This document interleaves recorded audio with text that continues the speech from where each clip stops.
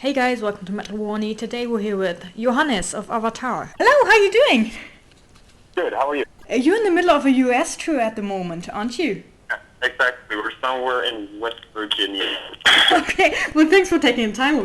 So, great album, really cool story. Thank you very much. So how did you come up the whole owl thing?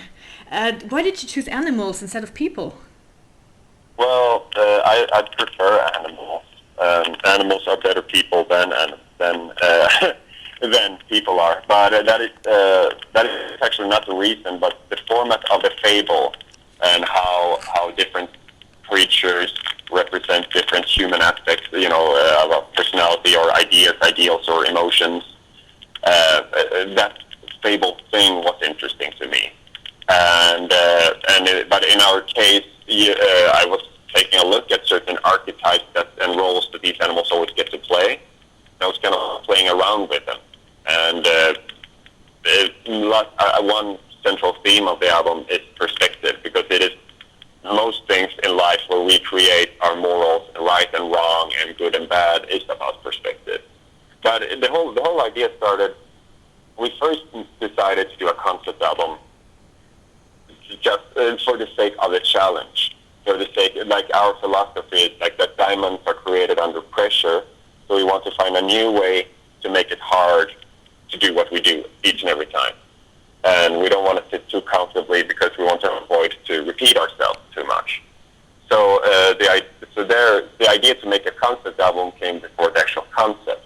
Then it was a process of, okay, what is there to write about? And I started first with the idea like, okay, since we have, Avatar is built around this circus thing going on, the jester at the king's court, and all these multiple roles a clown has been played through hundreds and hundreds of years. So that was the source.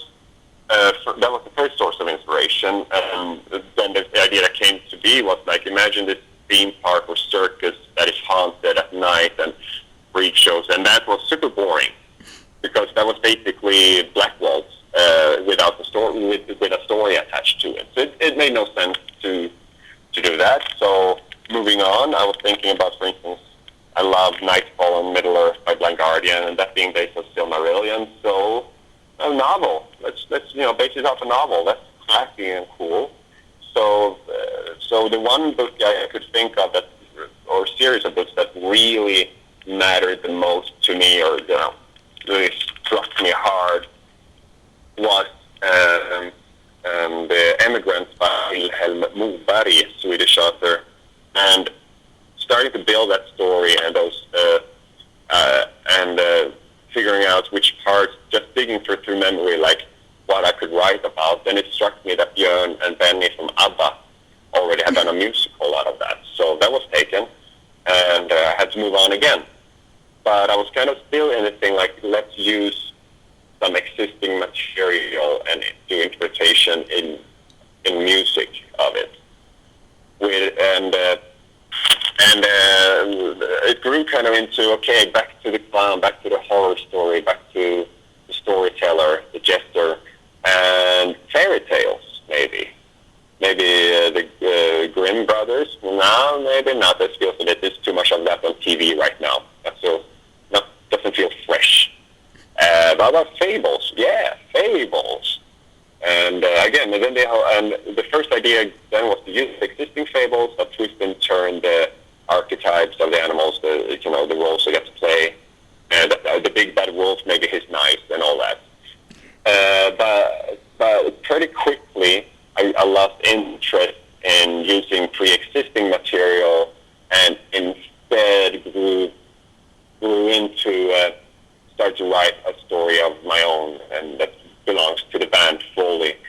And just the image of the owl came in part from this perspective twisting, but also I was in my late teens at some point walking home from a friend's house to the house I grew up in, through the forest, and an owl is crossing my path, just flies right before me, lands on a tree branch next to me, and then we kind of look at each other for quite some time.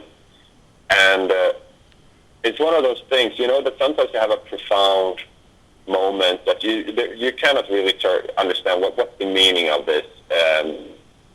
But it all feels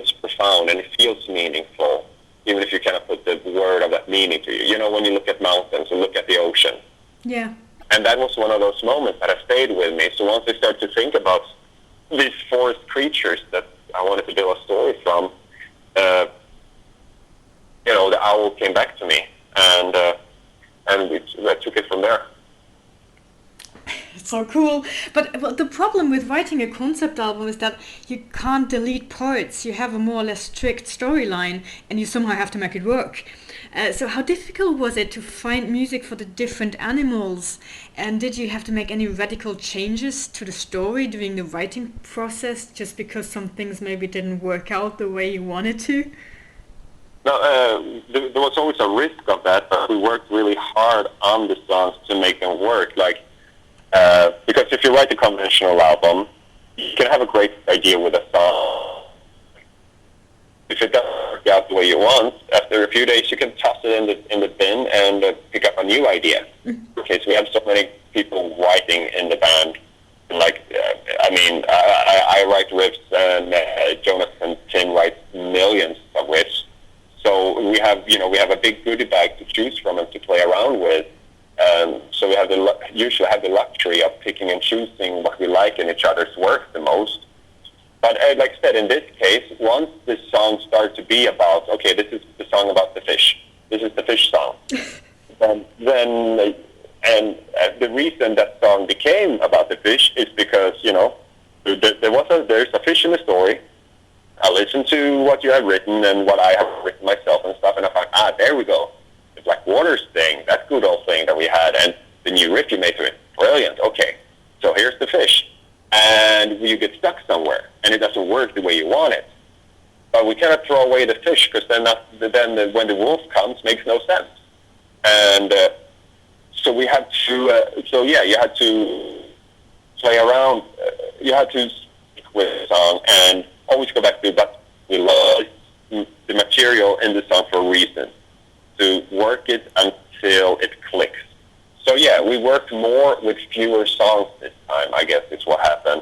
And like you said, the way you described it was always a risk, but we feel clear of that pretty well, actually. The story has remained fairly intact. Then I got ideas to the story that I added along the way while writing the music. And, there were some structure changes, like the New Land song would have happened later in another draft for the idea, but now it's part of setting up, like in the first couple of songs, painting up the situation and the basis for the conflict. So some songs moved around in order. Okay. And that actually was for me the music. It made more sense. And the story adjusted a bit to it. How about you personally? Did you enjoy fairy tales when you were younger? Absolutely, and I still do. And I think also it's very much. I come from a family very interested in children. Like my mother is a teacher and home baker. My old brother is a teacher. My sister is a preschool teacher. Oh. And that is, as a day job through the years, I've been also, aside of that, always worked with kids. And the combined interest in, being half German, so, liking growing up with the Grimm brothers and things like that. And this, obviously being the kind of people we are in the band, drawn to darkness. So childhood is interesting, darkness is interesting, storytelling is interesting, it's been my whole life, and still is. And it's something that there are great things there to draw inspiration from. But nowadays it's a bit of a challenge because on TV you have the American versions. So everything's turned into Twilight, or everything is turned into special effects party or soap opera. Yeah. But if you again dig into the roots and try to create something truly meaningful there, that is, doesn't include commercial breaks in the middle to sell shampoo, then there's great things to be made. Did you like growing up and turning into an adult, or do you sometimes wish to be a child again? Sometimes I guess we all do, but no, for being a person who at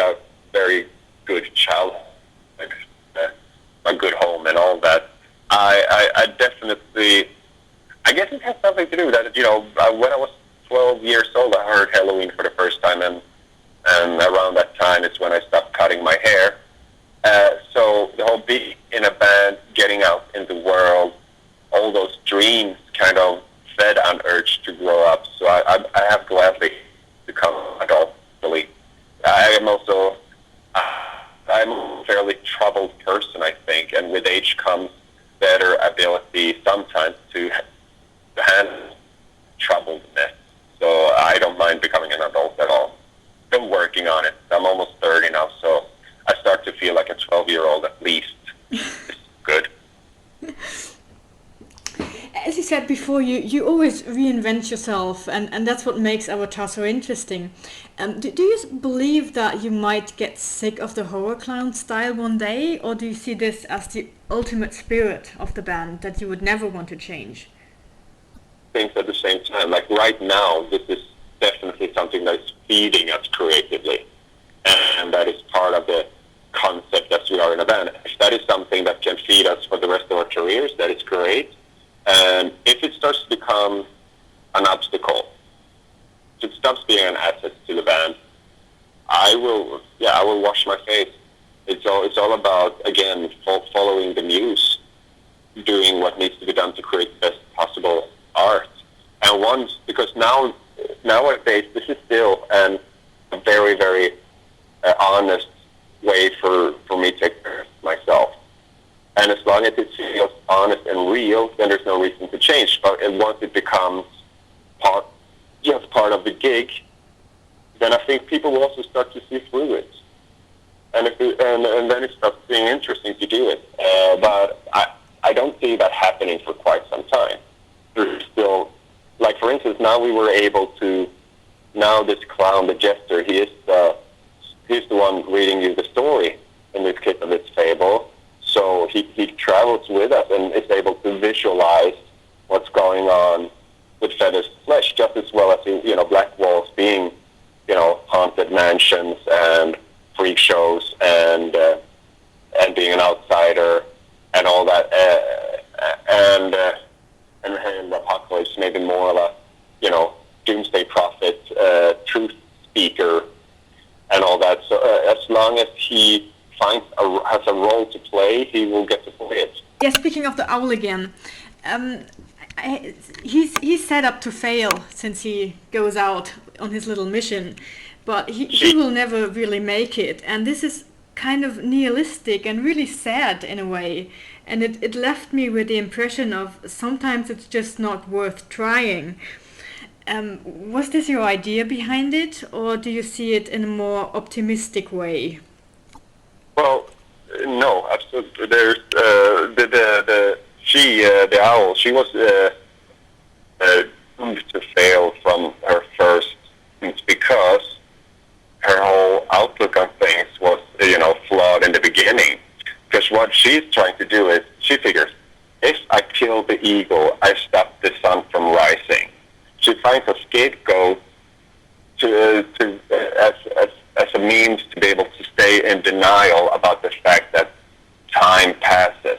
The sun always rises every morning, just as well as it goes down every night.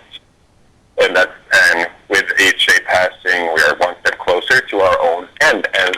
And if you want to fight that, you are going to fail, because that is just simply a fact of life. And it's just, the reason. And that quest was always set out to fail, but also one thing that I am trying to teach myself, and on my good days I have it, but not on my bad days, it's like acceptance to the way things are, to be able to, I don't know yet the English word, but kind of to settle in the fact that the nature of things are the nature of things. Yeah. And that would have been the success story if she would be able to come to accept it.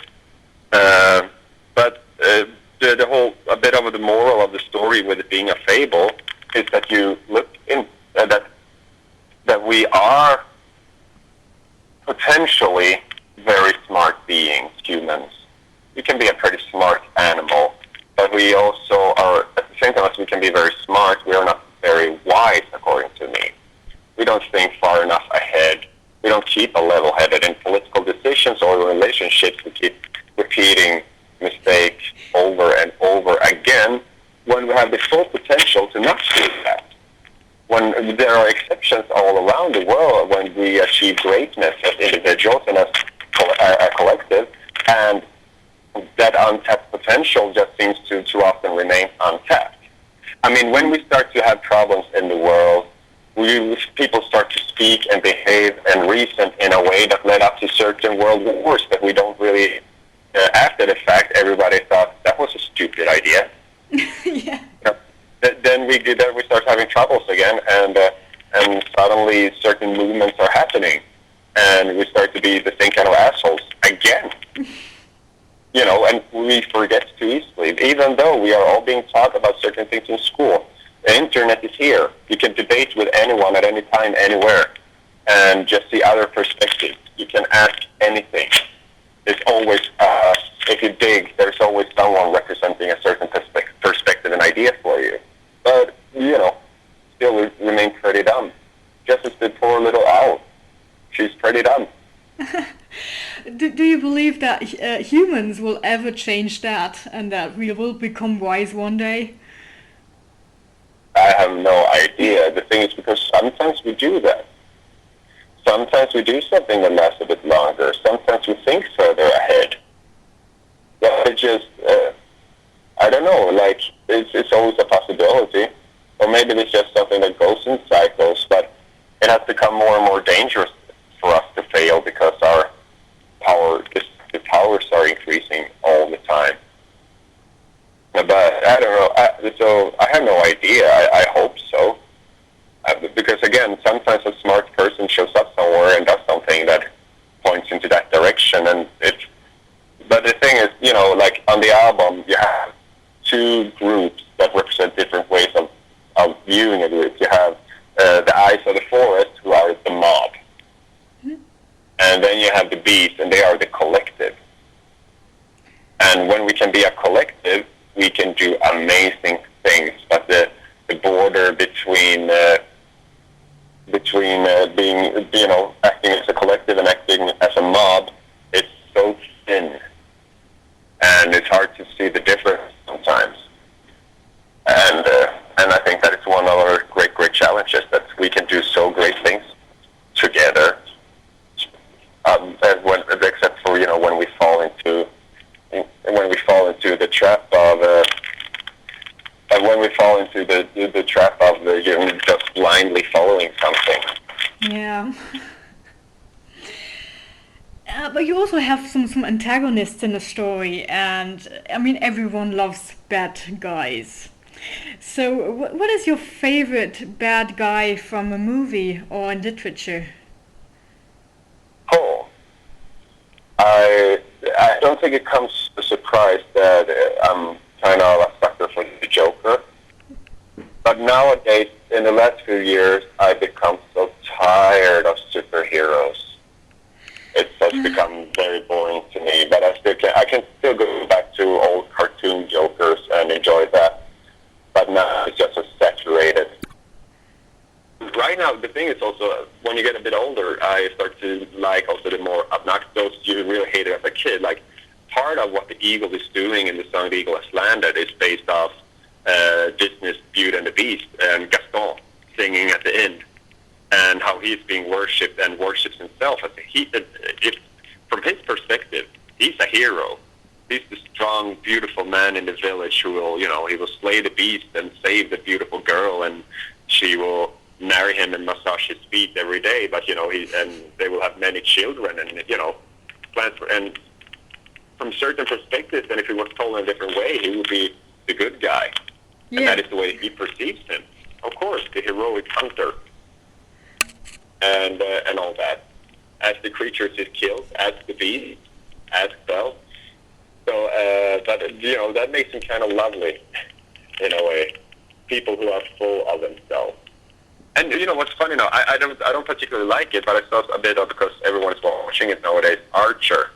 And when you think about it, Archer is kind of like Gaston, but just in different setting, where he becomes then our protagonist. It's all about perspective. Everything, always perspective, perspective. Mm. It's the same with Sons of Anarchy and Motorcycle Club. I mean, they're the really bad guys, but still, you like them. Yeah, exactly. And for instance, I fucking hate pirates. I love pirates, but I hate pirates. And because, you know, they are serial rapists, thieves. You know, I don't know, when I read novels, there's still like pedophile robbers, they're shitty people. and then, you know, but Johnny Depp is such a cutie, so it's okay. Let's dress up my kid as this serial rapist robber. Or for that matter, Viking. The Viking era is a super interesting thing, and you know, those who traveled down south and became mercenaries in Turkey, that's interesting and cool as fuck. But then you have those invading the coast of England, and like, and you go, honestly, I'd be like, what the fuck, why do we glorify these guys? Exactly. Yeah, but still, Vikings are awesome. So, I don't know. Or samurais, also amazing. Military dictatorship. Junta. It's Chile, but it's Chile in the but it's just that it's long ago and enough long ago that it becomes something great. Yeah, that's true. Really weird. And I think samurais are cool as crazy, of course. So, you know. Weird question, but there is this really amazing photo that Tim Tronckoe took of you a few years ago, where you swim in that dark pool and you come up from the deep. It's actually one of my all-time favorite band pictures. So I was just wondering, how did this entire scenario come together? Was it your idea with the water? We have met Tim before. He has been on a couple of shows and stuff, and I love him as a photographer. Especially for, do you remember the Austin Powers movies? At the end, he does photo shoots and is so into it. Yeah, baby, wreck it, baby, yeah, turn around, yes, say. It's very... Tim is doing that, which is fun. And he showed up. We played in Belgium, and we played at City Fest, but before that, we kind of played a semi-private party. A very wealthy man who loves heavy music has built his own rock club. And we played at that party in his home. Wow. Yeah, it was different but fun. And it was kind of part of that. This group of people were involved in having. It's this kind of smallish city with lots of fans of heavy music involved in the community, like including the mayor of the city. It's a cool place like that. And they were having this city fest thing. And we were playing that, and also then they did this as well. And the backstage was where our dressing room was in his gym and next to a swimming pool. So after the show, you know, like that was just him saying his idea at the time, like, okay, I'll jump in the pool and do things. So we just happened to be next to water, and Tim happened to be there, which is the right guy for it. So it just, you know, the stars aligned. Really cool. I absolutely love that shot. Anyway, last question. You're currently touring the US and you have festival shows coming up. Any plans for big European tour so far? Yes, plans and working on it. And around November, December, we are supposed to be touring Europe properly. And thinking that we're going to Germany for Rock am Ring, Rock im Park. We're going Hamburg and Berlin as well, I guess. Yeah, with Disturbed and stuff. So lots of Germany this summer should lead to a good motivation for a booking agent to do some proper German shows around that as well. Amazing. Yeah, that's what we're hoping for. And now we did this interview in English. You don't have to translate too much, but also Deutschland ist meine zweite Zuhause. Dann bedanke ich mich. Thank you very much, Johannes. Vielen Dank, hat Spaß gemacht.